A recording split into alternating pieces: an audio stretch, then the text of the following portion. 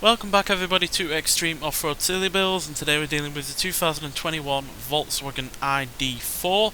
Now this has 1,147 horsepower, 1,266 pounds-feet of torque from its 82 kilowatt-hour series of batteries that power two electric motors, one at the front, one at the rear.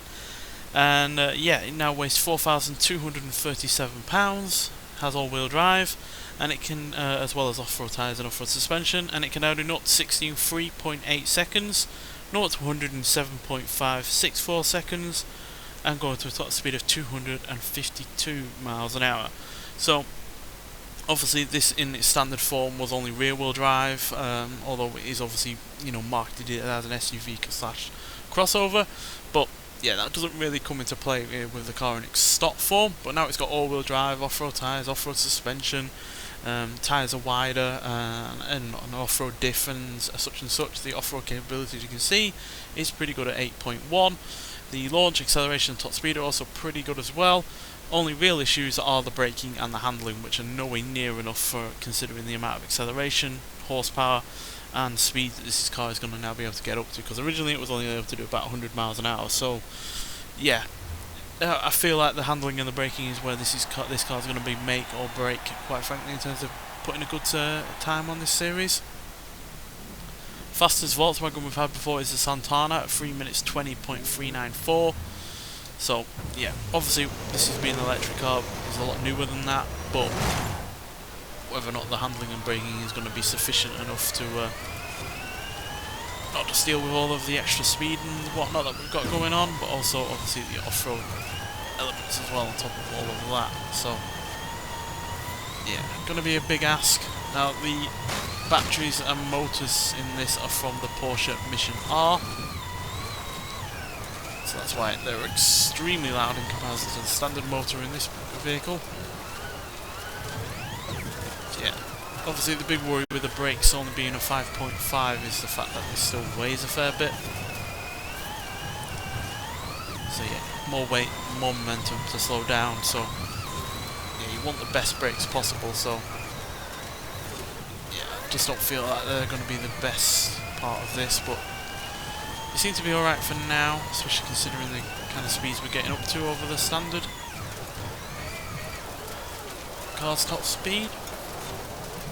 Obviously the brakes have been improved, but they weren't particularly great to start with, to be honest, so starting off from quite a low point, no matter how much you upgrade them, you're only going to get so far.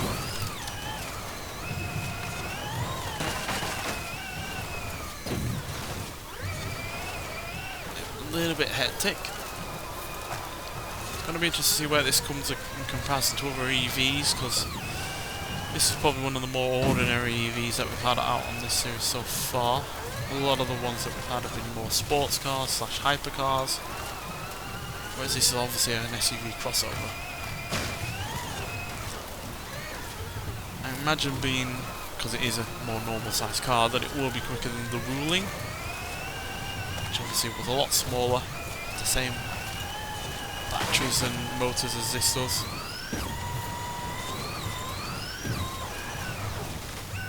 Obviously that had such a small wheelbase, quite a tall centre of gravity, that it wasn't the easiest of things to drive. Nowhere near as bad as it could have been, but being so small, it was a big ask to deal with all of that power. You could only do what, about 60 mile an hour standard, so yeah. Whereas this being a bit more ordinary, does seem to be able to handle the power fine. At the end of the day, we are getting well above what its original top speed was, more times than not. So obviously, we've got a lot of power and speed on the go to deal with. So yeah, but still, it's for the most part, considering the brakes and the handling stats, you'd expect a lot worse given 1200 horsepower is a lot to ask of any car, never mind one that is an SUV slash crossover. So yeah, we were dealing alright so far. We're under 3 minutes 10 as we cross around this corner. To the final corner now. We we're going to be quicker than the Santana. It does not look like we are, despite all of the additional power that we have over that vehicle. But it's quite close. There's about 2 seconds in it.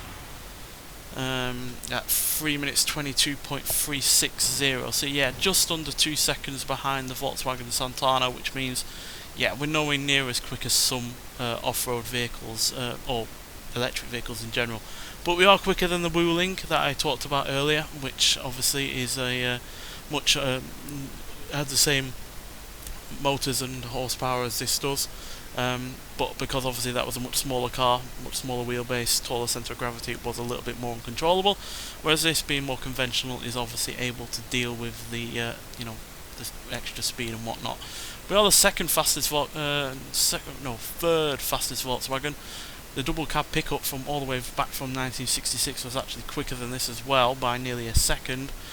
But yeah, we are the third fastest Volkswagen, as we are quicker than the pickup LX, as well as a Ferrari SF90 Stradale, the couple of GMCs, the Cyclone and the Typhoon. We're also quicker than the Ford Supervan 4, which is another EV, which had way more power than this, but just generally wasn't able to control that extra power. Also quicker than the Ital designed Da Vinci Concept, another EV, as well as don't know where any of the other EVs are, to be honest. I think most of them are actually quicker than that. We're also quicker than the Ford F-150 Lightning Platinum, which again is another EV, and we're also quicker than a Volkswagen Golf R, which is obviously a much more conventional car than even this. But yeah, also quicker than the Xpeng P7. So yeah, we're by no means the slowest EV, but in terms of the conventional ones. But you only have to look at the likes of the MG Cyberster, which is slightly quicker than this. By less than 0.1 of a second, but still slightly quicker than this.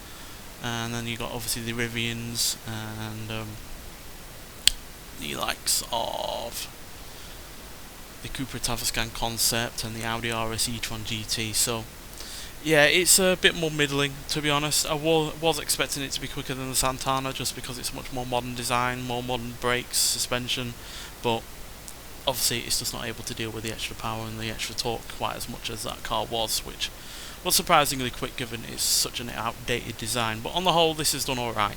Nonetheless, so thank you for watching, and I'll see you in the next one. Bye.